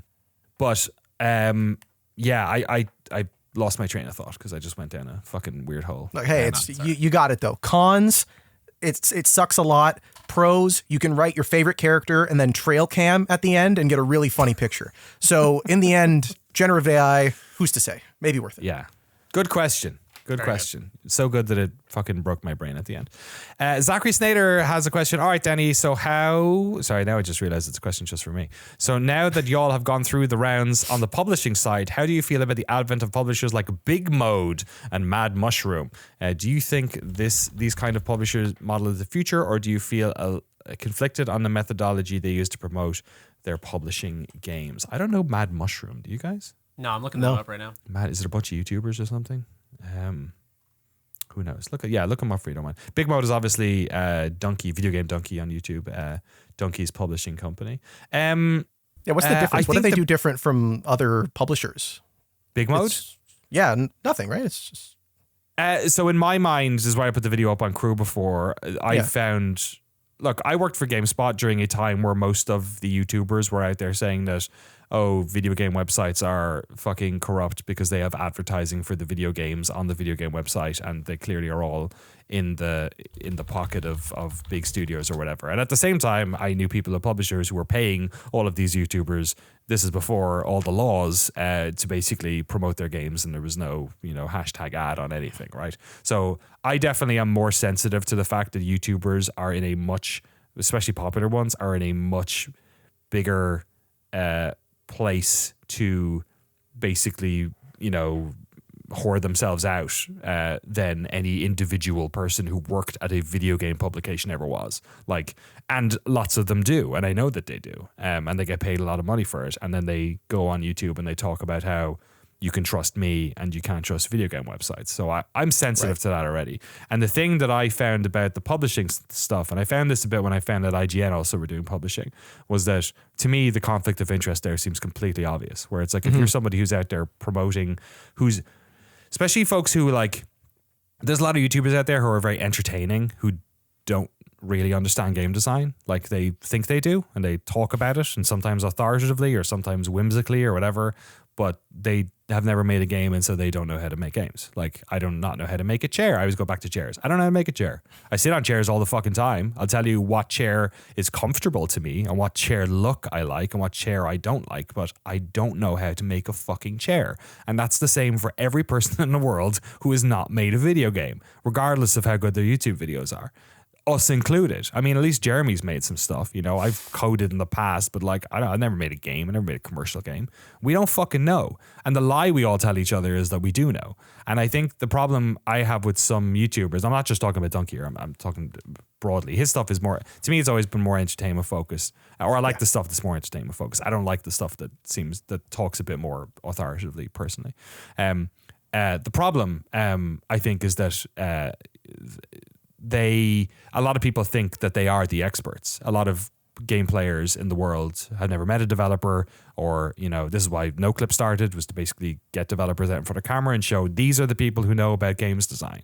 It's not games journalists. It's not games, you know, they can critique things. You can talk about games, of course. You can have that conversation. But when you start drifting into, oh, they should do this or they should do that, or this is why this happens, you know, I think a lot of these people are speaking out of their ass, and no one's there to call them on it, because the only people who can call them on it are developers, and developers, for lots of reasons, keep their fucking head in the sand when it comes to that stuff, because they don't want to be targeted.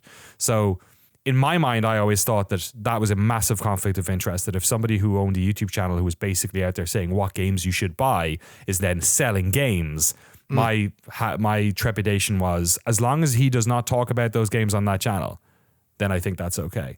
And I think they've done right by it so far. It helps that I think they picked a game that is a good fit for them. I think Animal Well is a game that largely is done. There'll be no, you know, he's not going to be helping with the design side. I think he said that on the opening video. I'm not sure how true that necessarily is, but they've been at a bunch of cons, so they're clearly getting enough money to go to PAX East and go to PAX West and go to all these stuff. I've seen it at a bunch of shows. And for the most part, apart from, you know, he's done a couple of little things on it, but I think it's okay. People feel certain ways about companies and about publishers and about YouTubers. I hate that shit. I don't think some companies are good or bad. They're fucking companies. I don't think, you know, the people who work there can be nicer sometimes, but there are people who are really nice who work at companies a lot of folks hate, and there are pricks who work at companies that people are who really like, and there are YouTubers who are really nice, honest people, and there are YouTubers who people also like who are completely deceptive pricks. And like, I doubt everyone all the time. Like I think you have to, and people should do the same thing with me, of course. Like if folks think that, you know, fucking Noclip should cover more of these games, or they think I'm a fucking charlatan for taking VC money for doing this show, like fucking absolutely, like be an active, like media participant. So that's what I felt about the Big Mode stuff, where I was like, okay, if no one's going to say it, I'll fucking say it. Like, we should be sensitive to this. We should be sensitive to people who are promoting games, suddenly selling games, because that is a conflict of interest, whether or not we want to agree with it or not. I think he's done right by it so far, and I hope that continues to be the case. But I also think we should, you know, keep people in power, because he is in power. He's got more power than most of people listening to this podcast. He's got more influence. He's got a big audience.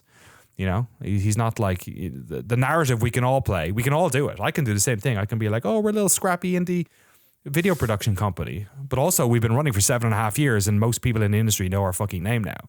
So, you know, we can create whatever narrative we want. And I think I was just pushing against the idea that this was some like scrappy, we're taking it to the big publishers thing. Because to me, it wasn't. To me, it was like, oh, you want to make money. Yeah, that's how you make money. How you make money in this industry is not advertising. Well, maybe he can, because he gets lots of views. But how you make money is you sell fucking video games. And you have to have money to become a publisher. So, yeah, I think that was my initial feeling. I still think there's a conflict of interest there. I think if we started publishing games, there'd be a conflict of interest. There's a reason why the Stunt Derby videos don't go up on the fucking main channel, because I feel like that would be a conflict of interest for me to start promoting a game that I have a financial stake on our main channel. But I want to talk about it because I think it's useful. So that's why we put it up on a separate channel. So like, you know, I'll try and live by the fucking sword as well as much as I can. What do you guys think? Am I just fucking nutso, or is this something that, you know, you're sensitive to?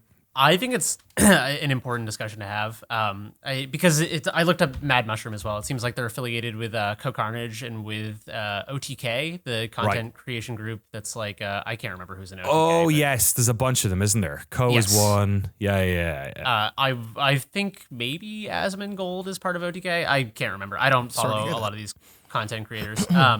Yeah, it's. I mean, it says right on their pitch website that they're leveraging kind of like their audience to take games and put them in front of their large audience. So yes. It seems like that is kind of the commodity that is for sale. And that's what they offer, is like, we have a ton of people who are our captive audience and trust our voice and stuff. So if we say your game is, I totally see where you're coming from. It does feel like there's a huge, it's not inherently malicious or evil or anything. It just feels like it's skirting up against where it could be like, people trust us. Like, well, let's push your game on them. Yeah. And it's like, if the game is legitimately good and like they put it in front of people, then that seems, you know, less dubious, because it's like, you know, it's like if the hamburger was poison and they were like, eat these poison hamburgers, and everyone was like, well, I like that guy, he eats the hamburgers, then it's like, yeah, that's evil.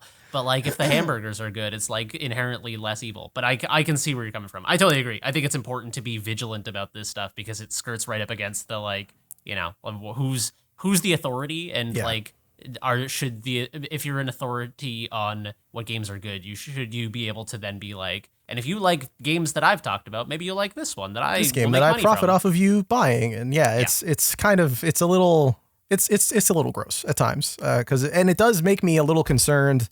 I don't think it'll, you know, maybe this is a little overly pessimistic, but I do see this stuff, and I think like the traditional, I mean, you have an interview with Dave Oshry for Dear Dwyery, Danny, going up soon, hopefully, where he mentions that like things for indie devs from indie publishers are only getting worse as time goes on. The deals are getting more unfair. You mentioned this in the Stunt Derby video as well. Like, things are just becoming tougher for people who are already having a hard time getting money in earlier stages of development.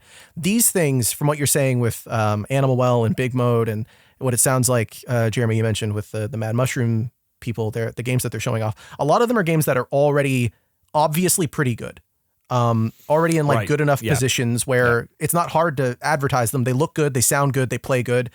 What else do you need other than eyeballs, right? At that point, a lot of publishers, at least from my understanding, from what I've talked about with other people, is like, you need to be able to tell if in the soup of a video game, it's going to be worth putting $1 million into this for the next 3 years, or however much money, right? Like you were going through this when you were pitching Stunt Derby. Like, you've got to pitch a game that is 15% done, 20% done, so you can pay the people to get it finished.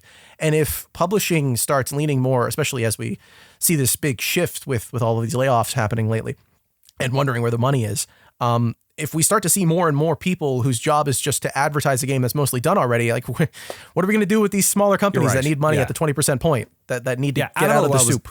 Animal Well was getting a publishing deal no matter what. Like, exactly. I saw it at fucking Summer Games Fest. Like, that was a, you know, it was a Data Devs, I think, of that. Yeah, like that was a no-brainer. Yeah, exactly. This isn't like, you know, saving game. Maybe, I don't know, but there's probably a bunch of, the thing is, like, Donkey and BIGMODE could have easily invested in 4 games. They're all in incubation, and we won't see them. Yeah, you know, they're in early dev, and we won't see them for 2 years. I don't want to say that, but yeah, that's a really good point. That it's not exactly, or whatever Mad Mushroom is doing is clearly like for games that are, this isn't a publishing thing. It looks like more like a promotional thing, right? So yeah, that's just them going like, do you want to advertise your game on our stuff? Is that it? Yeah, I think. Sorry, Jeremy, you opened your mouth in a way that was like, Danny's talking shit again. No. It just reminded me of when we used to work at GameSpot. I remember there would occasionally be sponsored content. Yeah. And GameSpot would sell like, we'll do like a 30-minute video on the new whatever game and give them like 6 figures or whatever to do it. And I guess it always felt weird to me, but it was like a necessary part of running a business. It's from what I gather, very hard to run a games media outlet. But importantly, we kept editorial out of it. Yeah, no, exactly. It was like very separate and demarcated and like heavily flagged as like sponsored content.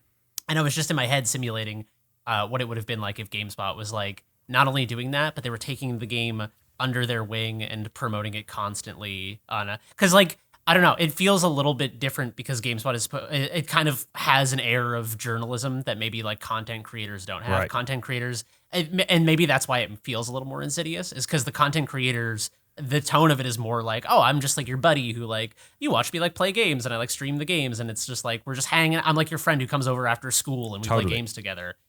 So it does feel weird when it's not just like a passing taking an interest in a game, but like being, it's like if you go to your friend's house every day and he's like, have I told you about this game? And you're like, yeah, dude, you talk about it every day. Like, and I know you're trying to make money off of me by talking about it. I just feel, the more I think about it, the more weird I feel about all this stuff a little bit. Yeah, and I feel that way too. And I have always been like, I moved to America because there were people on the internet who talked about video games who I was a fan of. You know what I mean? Like my life's direction was based on the people at GameSpot, and then afterwards Giant Bomb, and that's what I wanted to do with my life, and that's why I live where I live, and I'm married and all that sort of stuff. So I totally get it. But I think the thing that I have always been super sensitive to, especially, is people who are, and maybe it's a generational thing, but YouTubers and Twitch streamers who are, how do I put this? It's their fandom and their fame is not often is based more on the fact that you like them than it is to do with their knowledge or skill in anything. Sometimes it's not. Like some it's good at playing games, right? And there's stuff like that. And like, there are people you like for a multitude of different reasons, but it's that parasocial thing that is so open to manipulation. And I had a bunch of really horrific, interactions with people over the years, like just really like disappointing ones where I like was on a show with a YouTuber or I met a Twitch streamer, I did a thing, and they were just like talking about how they don't even like games. And this is clearly not everyone, clearly. And these people, a lot of them, I think they have short lives in the world of streaming or YouTuber because that eventually that just has to give out. But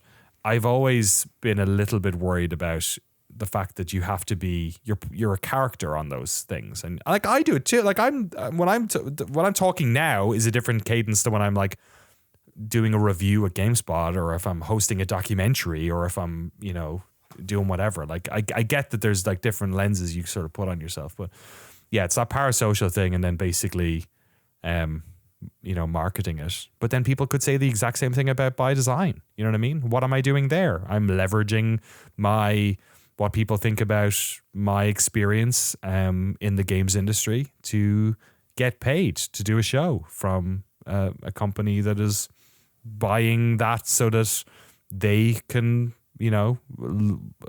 get some type of maybe views or maybe, I don't know if I'm whitewashing anything or doing, fixing their reputation. I don't know. I wouldn't give myself that much credit or social clout, but there is an exchange there. So like, yeah, I totally get it. I think when that show was getting put together, I was like, well, it can't be about games that I like, and I don't want to really do interviews with devs because that feels also weird. Like there have been other offers I've had from people that feel very intentionally, oh, we're going to do this because we're going to try and sell our shit at the end of it. And I've backed out of those. This was more of a, can I just talk about the business? And I will, critique what I want to critique. And they were like, sure, go for it. So even there's a little bit of like, there's back and forth, but mileage may vary. Like, I get it. People who look at that and don't want it, or people who, look at Noclip documentaries and say, oh, you're just making promotional material. I'm like, we know we're not. We know we spend we buy every flights, buy every hotel. I'm spending fucking small fortune over the next month flying to Europe, covering GDC, all that sort of shit. We had to get extra cameras. We're not taking any money from anyone from Noclip to cover anything. And then mileage may vary when like we do a Half-Life documentary, which obviously we got paid to do on the Secret Type side. But nobody cares because they like Half-Life. So like, nobody cares because they like Donkey. Nobody cares because they like Half-Life. You know what I mean? Nobody cares because they like Code Carnage. Like at a certain stage, sometimes it just depends on what the audience thinks about the thing. And at that stage, like, what the fuck are we even doing? Like, oh, it's just vibes based, the whole thing. So I don't know. No wonder people take advantage of it.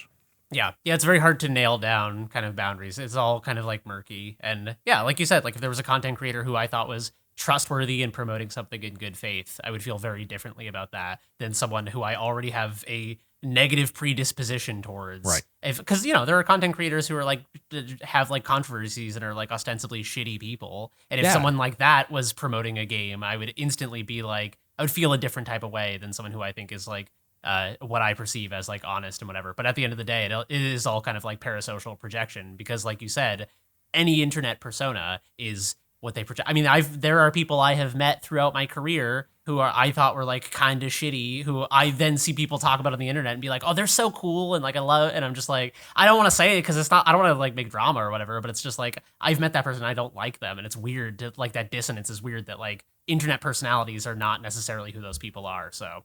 It's very hard to nail down. It's so hard. It's like why I used to, I watched Dr. Disrespect streams for a good while because I was way into PUBG.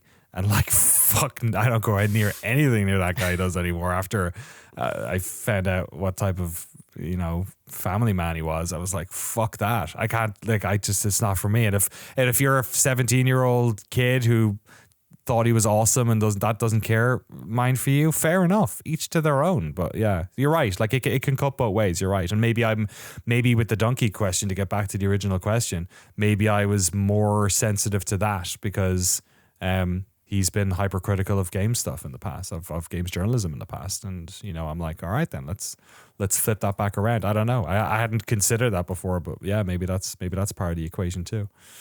Yeah.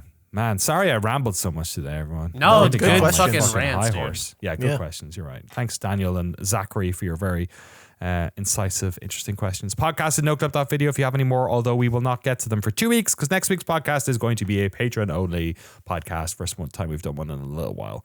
But we will be launching another podcast pretty soon. And I never mentioned the fact that there's no ads on this thing. Did you ever notice that? There's no ads on this podcast. Whoa. Podcasts have ads. Except this ad here, where we talk about by Stunt Derby. See, we're all trying to make our fucking money over here. But you can trust us because we would never lie to you. We're your friends. Yeah, exactly. We would never lie to you. I'm not even Irish. It's like it's a really good impression, though. I figure I'm from Louisiana. Actually, that would be a way cooler accent. I don't know why I would have. Yeah, why would you ask but Louisiana? Different for sure. Fucking shots fired. Canada is. Apologies to all the Louisianites. What are you? Louisians. Is that Louisianos. Louisians. Like they're all gendarme. That's something you guys have got in common with the French, with the southern folks, right? You got that little bit of French going on. Oh yeah, unfortunately. Yeah. Sorry to all the French Canadians aren't real. That. Don't worry about it. I'm launching missiles at France. I love regular France. You like regular France? You don't like extra France? How do you feel about Haiti? Or not Haiti? How do you feel about? I love Haiti. Is that owned by? No. That was. But then they freed themselves. They freed themselves. You're right. They freed themselves. That's why I love. I'm thinking of Tahiti. That's what I was thinking of. That's similar letters. Is that also French? I think that's an anagram for Haiti. I think if you rearrange. Haiti, you're right. It is. All right. Over on Noclip Crew, you can check out our Stunt Derby video. Myself and Alex talking about all that nonsense. We have the Pentiment doc is coming. I am editing it currently, finishing it off. Jeremy did an incredible job on that. It's like 80 minutes, 90, 80, 85 minutes, something like that. It's really cool. Hyperlight episode 3 as well. And then we're off to Europe for a while. That new podcast I told you about, Deirdre Wiry, we have the first 4 interviews done. They're in post-production at the moment. Jesse's working on those. That podcast will go up in it'll be next month sometime. We'll figure it out. The episodes, we'll try to get them a good cadence.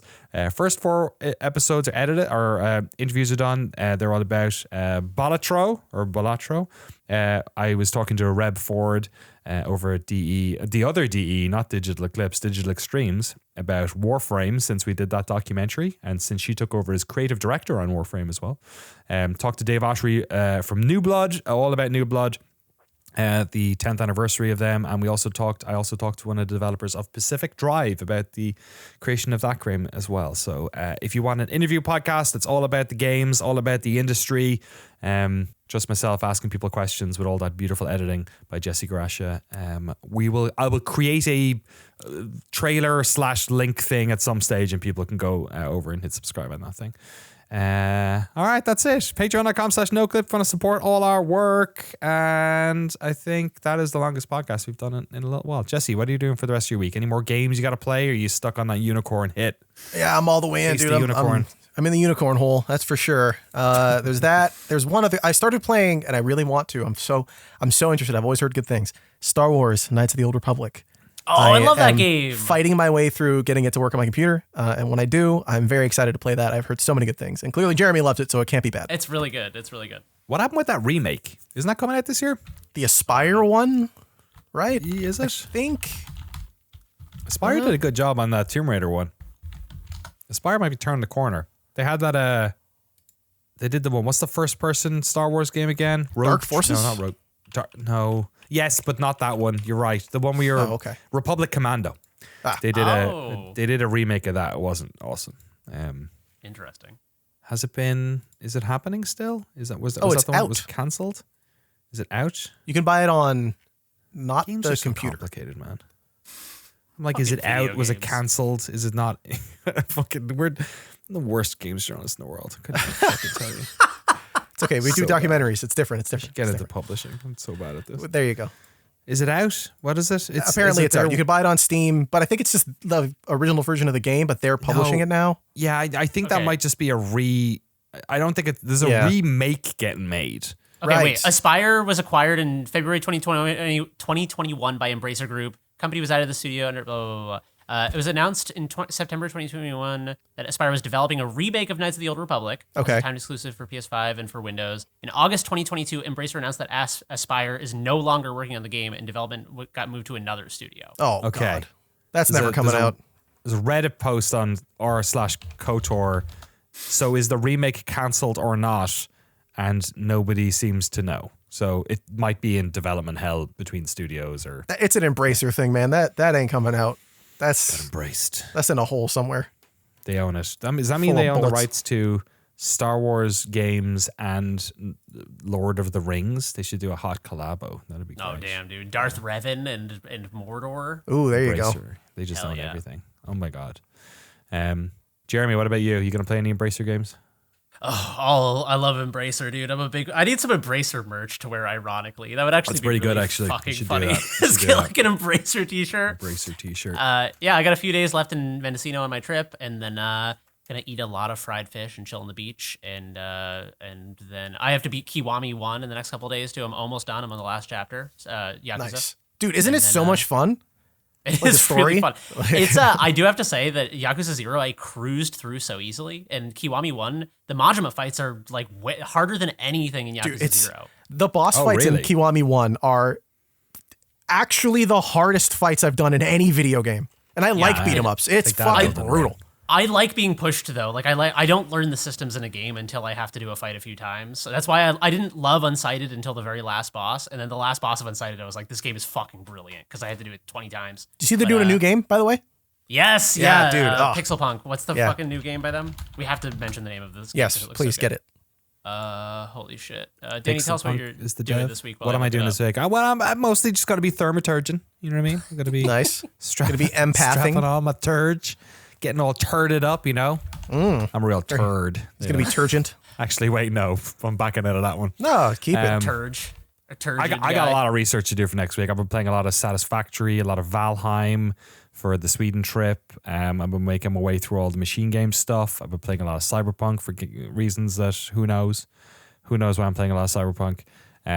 We're playing a lot of here's some other possible future stuff. We're playing a lot of Dread. I didn't know that Dredge fucking DLC came out.